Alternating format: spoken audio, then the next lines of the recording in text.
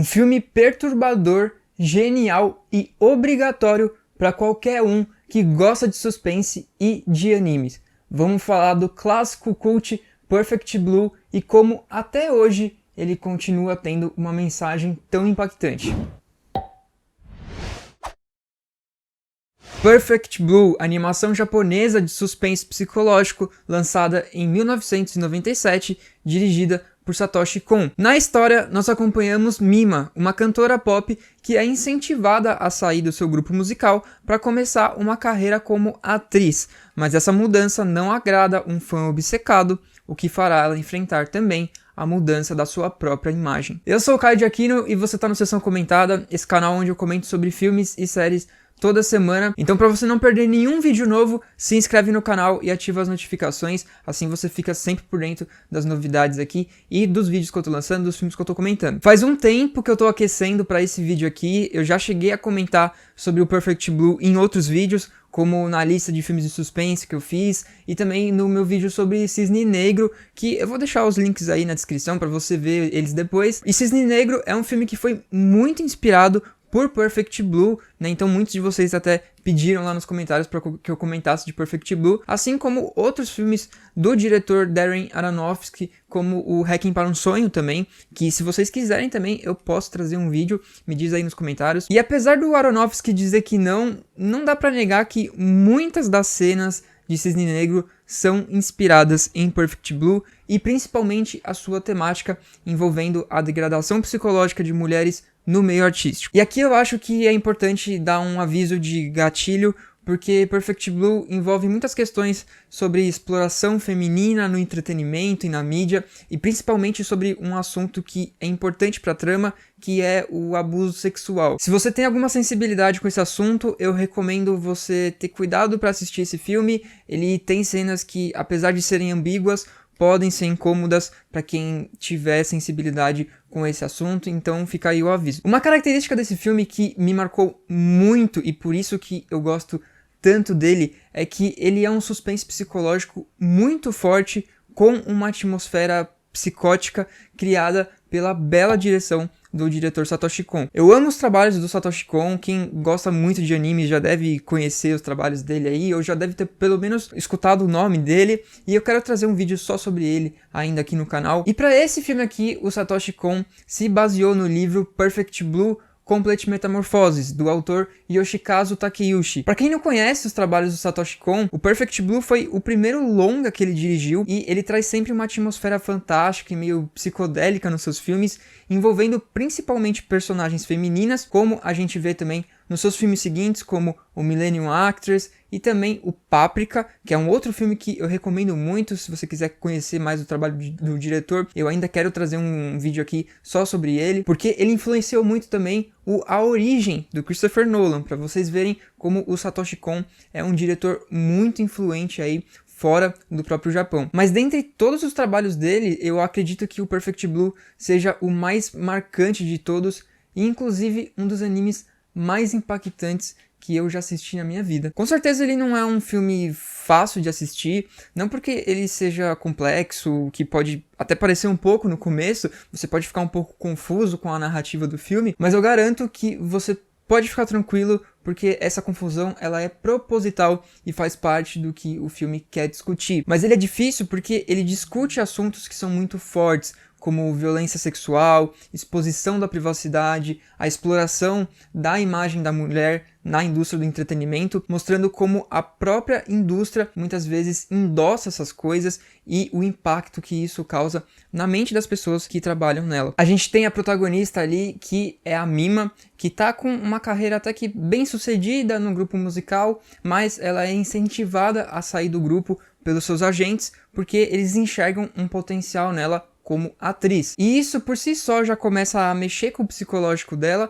mas principalmente por como os fãs dela reagem a isso. E aí que o filme cria uma reflexão com a protagonista que é muito interessante, que é ela tendo que lidar com essa outra Mia, essa outra imagem dela que ela mesma criou e que não é real, e o que na mente de um fã obcecado acaba criando uma obsessão que coloca a vida dela em risco, porque o fã não aceita que a Mia esteja mudando quem ela é. Ele sente como se a Mia estivesse traindo a própria imagem que ela construiu como cantora. Imagem essa que não reflete a Mia como pessoa na vida real. E isso fica muito bem representado na animação em vários aspectos, principalmente em como ele desenvolve o roteiro visualmente, como junto com a montagem e a edição criam o tempo todo essa ambiguidade pra gente entre o que é real e o que é de mentira. E o filme faz isso usando principalmente a metalinguagem, ou seja, o filme ele usa da própria linguagem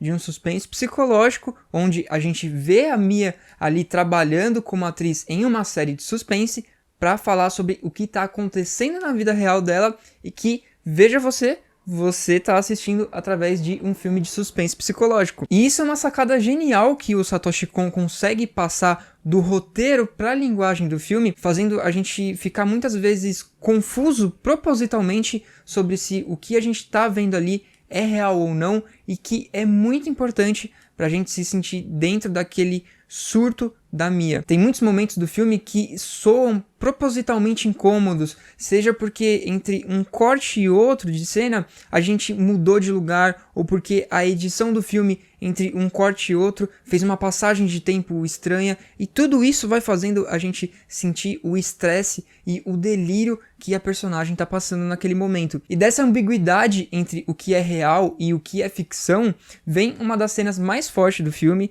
e aí alerta de gatilho de novo, que é a polêmica cena do estupro. É uma cena que visualmente é muito interessante como ela é construída, porque o estupro em si não acontece de fato ali naquela cena, mas o jeito que a direção coloca aquilo visualmente pra gente e como todo o contexto do que tá acontecendo ali na história, de uma artista pop que era idolatrada e vendida como intocada e que agora tá tendo que se submeter àquele tipo de situação, a cena acaba tendo o mesmo impacto como se fosse um estupro real. Então essa cena acaba tendo um valor simbólico que é muito forte, que é sobre essa exploração da imagem da Mia como artista e que acontece muito no Japão com as idols, que é o caso do Perfect Blue, que são essas artistas pop que são extremamente exploradas e que a gente pode pegar exemplos mais atuais também de outros países, como por exemplo o próprio Estados Unidos,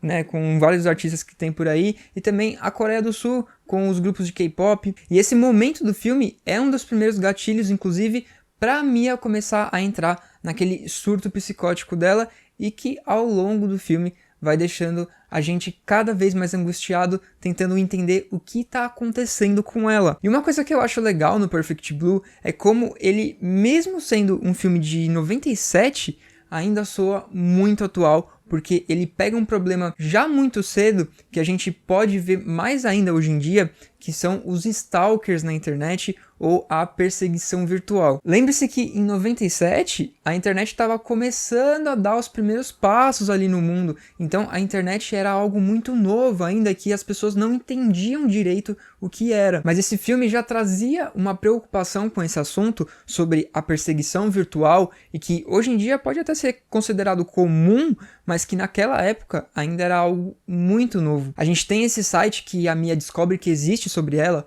que é o quarto da Mia, né? E que tem várias publicações ali muito detalhadas sobre o dia a dia dela, né? Como se fosse um blog mesmo. E olha que louco, numa época que ainda não existia rede social para as pessoas se exporem. Então, você assistir esse filme hoje em dia discutindo essa problemática sobre se expor na internet continua tendo ainda um impacto muito atual. Eu quero falar também sobre o final do filme, que pra mim é muito claro, mas eu acho que tem muita gente que pode achar ainda um pouco confuso, então eu quero ajudar aí quem já assistiu e quer entender o final. Se você ainda não viu o filme, eu recomendo muito, é por isso que eu tô trazendo esse vídeo aqui, eu gosto muito dele, pra mim é um dos filmes de anime mais impactantes que eu já vi. Perfect Blue é um filme obrigatório se você gosta de anime, se você gosta de suspense psicológico ou se você gosta simplesmente de bons filmes. Então vai lá e assiste. Daqui pra frente, spoilers sobre o final. Se você ainda não viu o filme,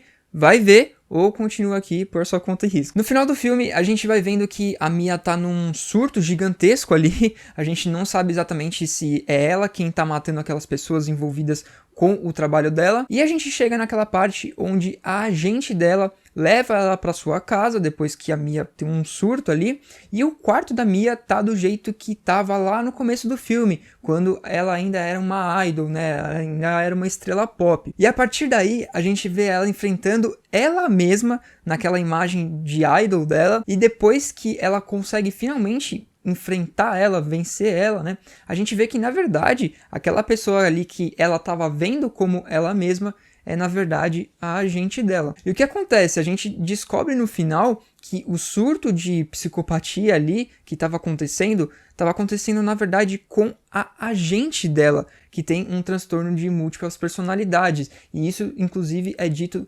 várias vezes durante o filme. Então tudo aquilo que está acontecendo em volta da Mia, do assassinato do fan stalker, das pessoas que trabalham com ela ali, do fotógrafo, do ensaio sensual, do roteirista da série que ela participou, foram feitos na verdade não pela Mia, e sim pela agente dela, que desde o começo ali a gente vê que ela estava obcecada por manter essa imagem da Mia lá no começo como uma cantora. Então a agente personificou essa imagem criada da Mia como artista e passou a achar que ela mesma era a Mia, defendendo a própria imagem dela, e tudo isso se mistura com o fato da perturbação psicológica que a gente enxerga da Mia naquele momento de mudança da carreira dela. Tanto que no final do filme, ele deixa bem claro pra gente, quando a Mia entra no carro e fala, eu sou a verdadeira Mia. Isso deixa bem claro e bem óbvio pra gente que ela é a Mia verdadeira e que aquela outra imagem psicótica era fruto da imaginação da agente dela. É assim que eu, pelo menos, entendo o final, e que eu acho que passa uma mensagem muito impactante sobre uma verdade perturbadora que existe na indústria do entretenimento, que é essa obsessão com os artistas e como isso afeta o psicológico das pessoas, e principalmente quando se trata de mulheres, né? Quando existe essa exploração sensual da imagem delas, e por isso que a discussão ali do filme com o abuso sexual e tudo mais acaba sendo um ponto importante de discussão no filme. Como eu falei, é assim que eu interpreto o final, pra mim é bem claro que é isso, mas se você tiver uma interpretação diferente, eu convido você a deixar aí nos comentários, eu gostaria muito de saber. Eu espero que você tenha gostado desse vídeo, principalmente a galera que pediu nos comentários do Cisne Negro. Eu tô gostando muito dessa troca que a gente tá tendo, comentando sobre filmes mais antigos aqui no canal, vocês pedem e eu trago aqui. Eu tava há muito tempo querendo falar de Perfect Blue aqui, e eu acho que agora a gente pode falar de outros filmes do Satoshi Kon também, e também de outros que Perfect Blue influenciou, como Hacking para um Sonho, por exemplo. O que vocês acham? Esse vídeo só tá sendo possível graças ao apoio de pessoas como o Renan Andrade e de várias outras que apoiam o canal lá no projeto do Apoia-se. Então considere você também a se tornar um patrocinador do canal. E se você é novo por aqui, se inscreva, ative as notificações, porque tem críticas de filme aqui toda semana. E também manda o canal para seus amigos, porque isso ajuda muito o canal a crescer. E é isso.